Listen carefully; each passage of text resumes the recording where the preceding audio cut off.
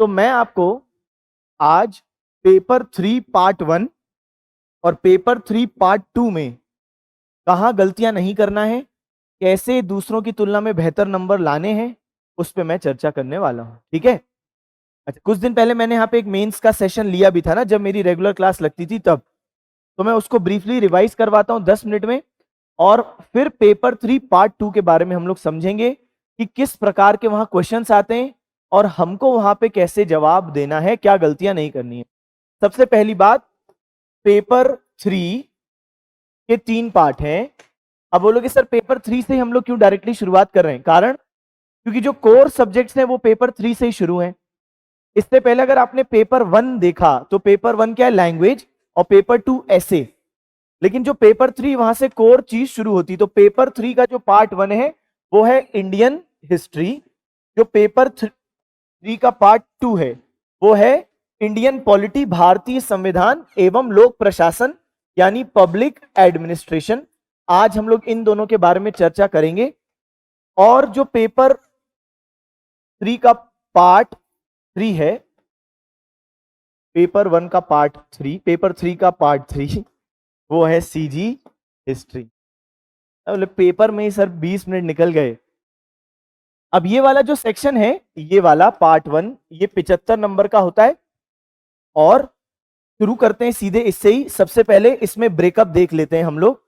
तो paper 3 part 1, इसमें जो ब्रेकअप है, 2 नंबर के 8 क्वेश्चन आएंगे 16 मार्क्स, 4 नंबर के 5 क्वेश्चन आएंगे 20 marks, 8 number 3 question 24 marks, 10 number का इसमें क्वेश्चन आता नहीं है, 15 नंबर का एक क्वेश्चन आएगा।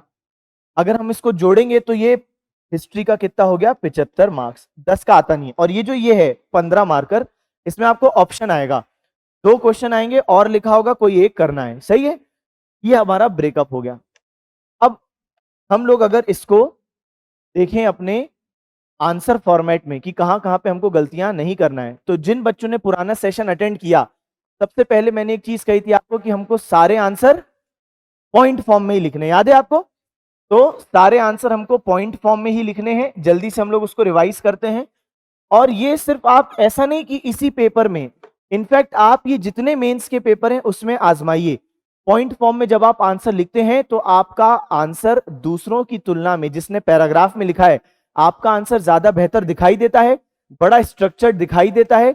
और मैंने तब भी विद एग्जांपल बताया था, मैं फिर बता रहा हूं। जैसे मान लो हमने 2 मार्कर में हमने एक चीज ले ली, क्या हमने बोला कि सिंधु घाटी सभ्यता में हड़प्पा का वर्णन करें।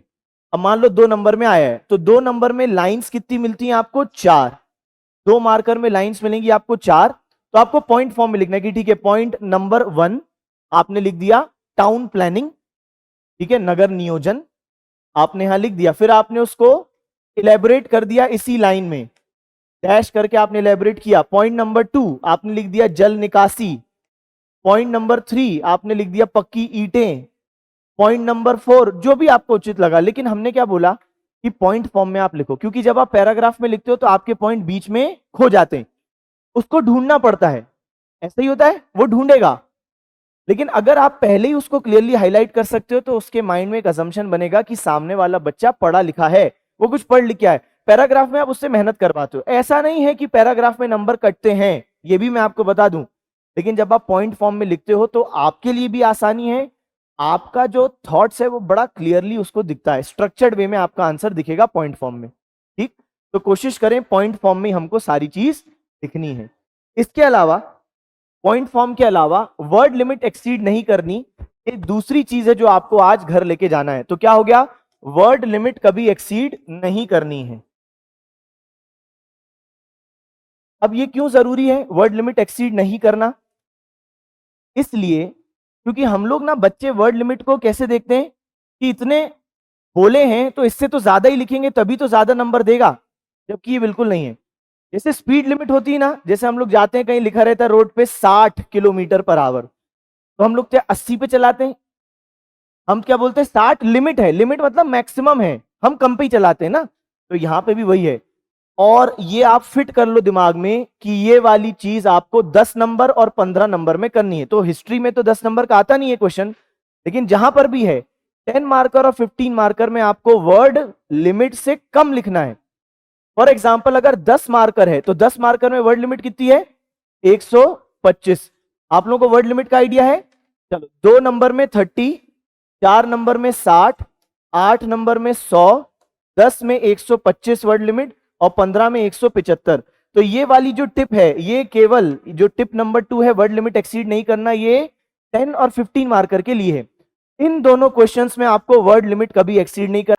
अगर आप चाहते हैं अपने कैरियर को एक नई दिशा देना और सुनहरे भविष्य को साकार करना, तो जुड़िए कंपटीशन कम्युनिटी के साथ। आज ही हमारे वेबसाइट के कैरियर पेज पर विजिट करें अथवा डिस्क्रिप्शन बॉक्स पर दिए गए लिंक पर क्लिक करें। हमेशा आपके साथ टीम कोको।